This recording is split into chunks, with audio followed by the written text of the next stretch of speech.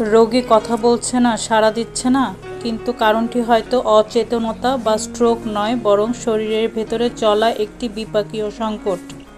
যখন kidney, liver বা শরীরের রাসায়নিক ভারসাম্য, বিশেষ করে সোডিয়াম, পটাশিয়াম, গ্লুকোজ ইত্যাদির মারাত্মকভাবে বিঘ্নিত হয়, তখন তার প্রভাব পড়ে মস্তিষ্কের উপর। ফলে বিভ্রান্তি, অস্বাভাবিক আচরণ, অতিরিক্ত ঘুম বা অচেতনতা দেখা দিতে পারে। এর পেছনে থাকতে পারে মেটাবলিক এনসেফালোপ্যাথি। মেটাবলিক এনসেফালোপ্যাথি বিপাকজনিত একটা সমস্যা।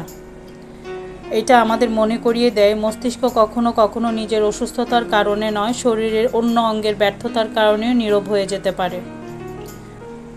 মস্তিষ্কের সুস্থতা শুধু চিন্তা বা স্মৃতির বিষয় নয়, এর ভিত্তি গড়ে ওঠে শরীরের সুস্থ বিপাক ও সঠিক পুষ্টির উপর। এই জন্য শারীরিক পুষ্টি খুব বেশি জরুরি। সবাই আমরা স্বাস্থ্যের দিকে খেয়াল রাখি। ভালো থাকবেন, সুস্থ